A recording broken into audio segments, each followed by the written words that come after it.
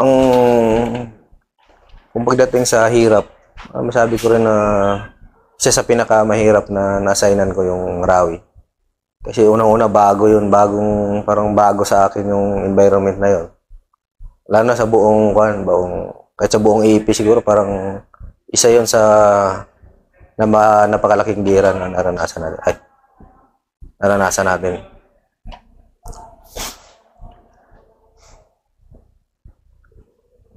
Sa buong duration ng Marawi, Master, ano yung hindi mo makalimutan? So, marami akong hindi makalimutan doon. Pero ang tumatak talaga sa akin doon is yung mass casualty ng hindi ko alam kung anong unit ng Marines yun na umabot ng 56 yung casualty nila, 13 yung patay. So, kami yung dinala sa amin yun sa parang aid station namin. So, na-amaze ako doon, nagulat kami lahat kasi kung saan pa hindi kami prepare ng ganun kadaming pasyente. 56 na pasyente, hindi pa yun sabi na gas-gas lang, puro critical talaga ng mga tama, yung mga naputulan ng paa, basta mga kung sa ano pa, malala yung tama nila, tapos 13 yung patay. So, doon talaga nahubog yung namin, yung pagiging hindi lang parang medical para yung sinasabi na triaging na sinasabi kung familiar kayo dyan. Yung paano mo siya, kung sino yung unahin mo, kung ito ba o ito. So, paano yung pinanggit yun? Yung ganun sitwasyon? So, ang kagandahan nun, ang kasama ko ni si Sir Candelaria, may knowledge siya sa triaging. So, ang ginawa niya sa amin, dahil siya lang dalawa sila yung doktor doon. Pero dahil sa sobrang dami ng pasyente is hindi niya na kaya kung isa-isahin niya pa. So, ang ginawa niya sa amin, kami na mismo yung ginawa niyang parang doktor sa pasyente. So, ina-take charge sa amin yung ganitong pasyente. Parang kayo na yung... Parang kami na ng doktor talaga sa pasyente. So, malaking challenge sa inyo. So, napakalaking challenge talaga kasi iba ang tawag nito, iba yung sugat pagdating ng gera. Compare mo dito lang sa civilian. Sa dispensary o kaya nung nag-aaral pa ako, nag-duty ako sa emergency room. Iba kung sa ang tawag namin yan is yung mechanism of injury. Iba yung mechanism of injury ng sugat sa civilian settings. Iba din yun doon sa pagdating na sa military settings. Kasi sa military, makita mo talaga yung mga blast injury, yung mga wasak talaga. No? Isa pang factor doon is yung gamit namin. No? Yung wala kaming OR doon or operating room. So kung ano lang yung bahay na binigay sa amin, yun na lang yung ginawa naming OR. Nag-improvise kami na OR. Tapos yung gamit, limited lang din yung supply kaya dapat marunong ka magamit sa kung ano lang yung mayroon doon. So kaya yung So far yung 56 na yun na treat naman namin lahat. So doon namin nasubukan na mag-improvise ng kung ano-ano. Tulad ng mga splinting, nag-improvise kami ng mga splinting doon. Kasi wala nang gamit. Isang araw lang yun, sir. Yung time na pinasok nila yung tulay, nung tumawid sila sa tulay. So ganun kadami yung kanila casualty. Hindi ko lang alam kung anong unit ng Marines, basta Marines yung So mostly Marines yung pasyente. Yung unang isa yun sa mga hindi ko makalimutan na pangyari. Unang bugso lang yun. Mga second week pa lang siguro ng gira yun, third week. Ano yung pinaka-challenging na wound na ang pinaka-challenging na wound na nakita ko doon is yung chest injury. No? Yung tinamaan sa dibdib na nagkaroon ng tinatawag na hemothorax or mayroon siyang dugo sa dibdib niya. So, hindi nakahinga yung pasyente kasi napupuno ng dugo yung baga niya. Hindi siya makahinga. So, dahil doon kaysa yung sabi na war zone, walang operating room. Kasi yung mga ganong tama, ginagawa lang yun sa operating room. So, na-timingan din na si Sir Candelaria is surgeon. So, ang ginawa namin doon is tinubo namin yung gilid niya. Binutasan namin yung gilid niya. First time. First time ko nangyari sa akin noon. Doon pa sa Warzone. Sa Warzone pa. Kasi yung mga ganyan, nasa lecture ko lang nakikita yan. Nung nag-aaral pa ako, pero doon, actual ko talaga na chest tube. Yung tawag doon, chest tube na nilagay dito sa gilid niya. Buti surgeon si sir, parang ang dali niya lang ginawa. Tapos yun, lumabas yung dugo sa baga niya. So yung pasyente nun is nagdi-delirium na, malapit na talagang mabawian ng buhay. So nung nakalabas yung dugo sa baga niya, yun, bigla siyang nabuhayan hanggang sa naibak siya sa ospital. Tapos after ilang buwan, bumalik yung Sergeant Major doon sa amin. Nagpasalamat na nakasurvive daw yung tao na. Pero conscious po. Unconscious yung pasyente na gano'n na, yung parang naghihingalo na dinala sa amin. Nagdi-delirium yung kung ano-ano na daw nakikita niya na pininto niya rin nung na daw siya na gumaling na siya. So nung sinabi, nung pumunta sa inyo, gumaling. Yun yung nakakataba, yun yung mga nakakataba ng puso na parang nakagawa ka ng mabuti. Parang ang tawag namin palagi doon is +1 tayo sa langit. Naka+1 kami sa langit kasi parang nakagawa kami ng mabuti sa kapwa namin. Napakasarap sa pakiramdam. Hindi lang naman siya yung gano'n. May mga tropa din na mayroon din kasi doon na inibak namin na hindi naman sila malala. Tapos bumalik pa doon sa loob. Bumalik pa na nagtulong pa kasi kulang ang tao doon eh.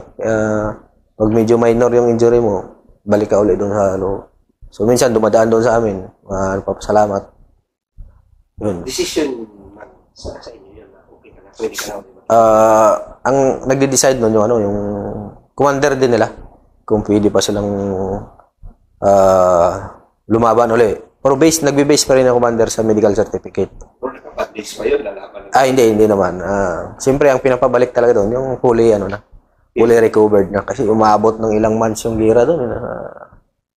May nangyayari tapos nakauwi kami November na eh. So walang uwian ka rin doon? Walang uwian kami yung pinakaunang nag-responde na pagputok ng Marawi nung gabi na yun, nanonood lang kami ng balita. Sabi ko, mapunta yata kami dito Akin ang magahan talaga, positive. Pinaprepare kami ng gamit, punta ng Layason. Abang ng 1:30 papunta ng Lagindingan, yun Diretso Marawi na. Di ba ngayon hapon, nanonood ako ng balita. Kinumagahan, biyahe. Pagkagabi, doon na kami sa Marawi, sa Campo Ranao, doon na kami. Pero bilang isang combat medic, alam mo naman na hindi ka papasok sa gera, sa Warzone. Pero Marawi time, yun. Kayo sa loob Andun yung... combat medic. Andun yung... Andun talaga yung hindi nawala yung yung kaba, yung pangamba ba na... Actually, na-wounded din ako doon eh. Isa ako doon sa na-wounded.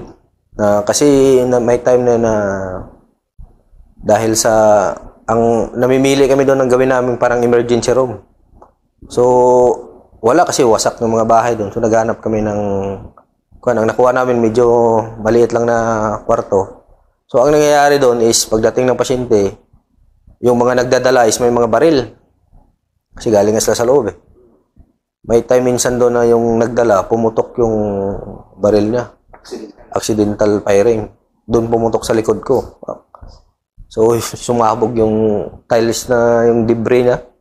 Tumawa sa likod ko. Wounded. So, na-wounded pero sabi ko, maliit lang naman, hindi na ako magpa-evac. Doon na ako sa loob. Kasi sayang, pag nawala ako doon, mawala ng tao si Sir Candelaria. Kasi 3 lang kami unang dumating doon. 3 lang kami. Ako, si Technical Sergeant Estrada, at si Sir Candelaria. 3 lang kami. Kayo yung milkipit na pinadala galing sa ito sa po sir. Kami yung unang ang tawag doon, combat medic na dumating doon. Galing sa unit natin. Yung 3 lang kami yung unang kandon. Pero nakita ko yung kandon si sir, nahirapan siya kasi 3 lang kami. Hanggang sa dumami kami, naging 5. Plus nila ni Sardin Trakin niya, tsaka ni Ringo rin. Naging 5 kami. Balikan natin yung 56 na isang ano yung mga napapansin mo sa mga wounded doon? Ay, grabe. Yun yung... Hindi mo alam kung sino unahin mo kasi lahat, naghihingi ng tulong lahat. Sumisigaw, sir, unahin mo ko, sir, mga gano'n. Kasi ang isang problema pa doon, yung evacuation. Sa ganung karaming pasyente, wala nang masakyan. Hindi na kasya kasi sa ambulansya. Ang kasya lang yan, isa na nakahiga. Dalawa siguro kung kaya. Pero sa ganun na karami na 56, naubos yung ambulansya nun. Tapos yung air asset natin, hindi pa available that time. Yung panahon kasi kaumpisa na lang ng Marawi. So, di mo alam kung sino unahin mo kasi lahat humihingi ng tulong. May critical, may Halos lahat critical eh. Halos lahat na critical. So, doon ko nga nakita rin yung tusukan mo ng karayom yung dibdib. Doon ko rin nakita yun na paano mo siya tusukan ng karayom. Dati lecture lang yan. Pero doon na-apply talaga namin yung... Ano yun?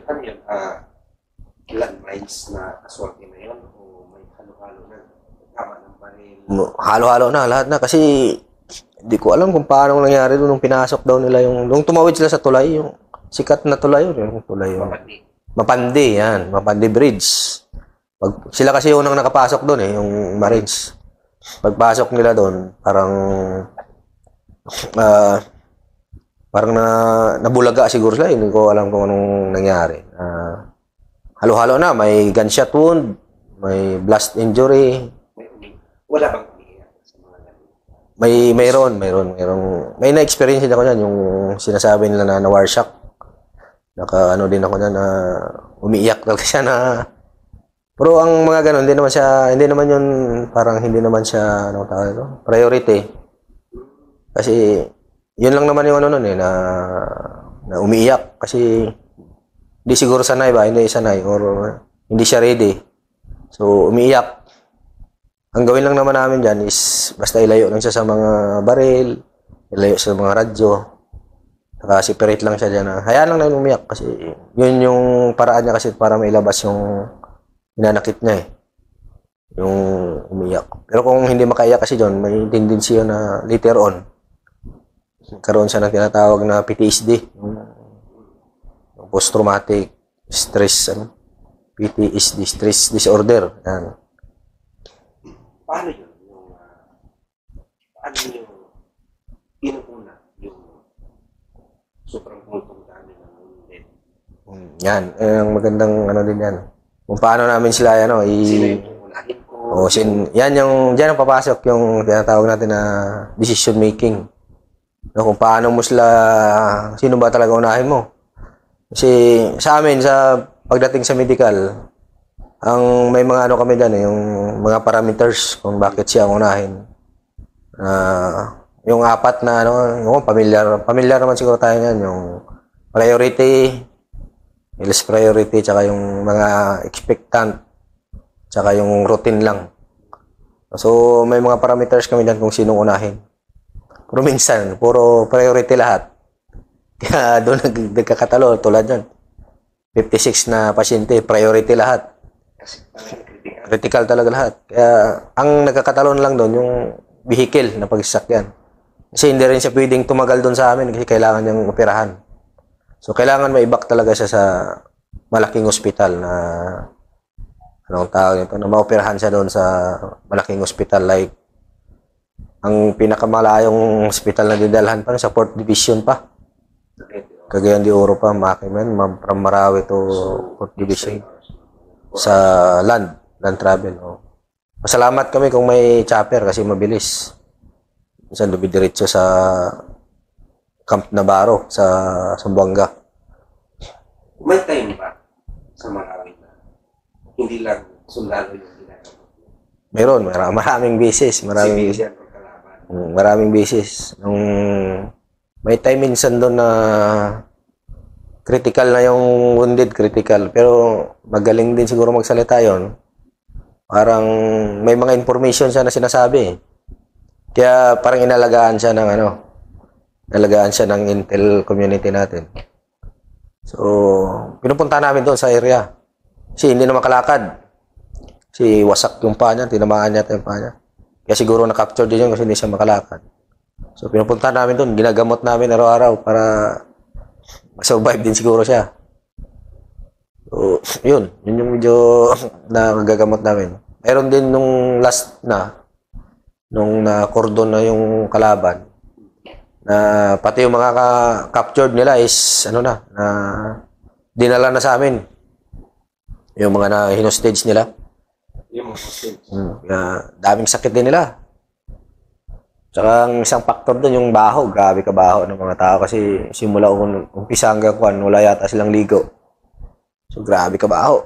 Contaminated na. Wala siguro din silang ligo-ligo doon. So hindi lang kayo basta medic. Pumapasok din talaga sa ground zone.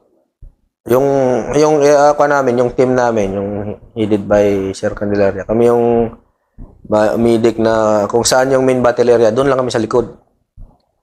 So, ayun yung gusto niya kasi yung mapalapit sa operating troops yung medical support. Kasi kung malayo, yun yung factor kasi ng survivability ng isang tao na na-wounded. Yung layo niya doon sa main battle area at saka doon sa medical treatment facility. So, yung ginagawa namin is nilalapit namin yung treatment facility na yun doon sa main battle area. So full equipped din kayo. So, full battle gear din kami na Baga, kung may kalaban. may kalaban, may tendency nga din minsan na pag mag-evac kami, may tendency na may pagkakataon na binabaril yung ambulansya ng kalaban. Ganun ka-delikado yung kaya yung nung una walang escort yung ambulansya, nung huli na nilagyan ng escort. Escort tapos ambulansya yung nag-i-evac doon sa palabas. Kasi nung una yung ambulansya lang pinipitik-pitikan yung ambulansya. Ganun ka yung mga kalaban natin, ka-desperado.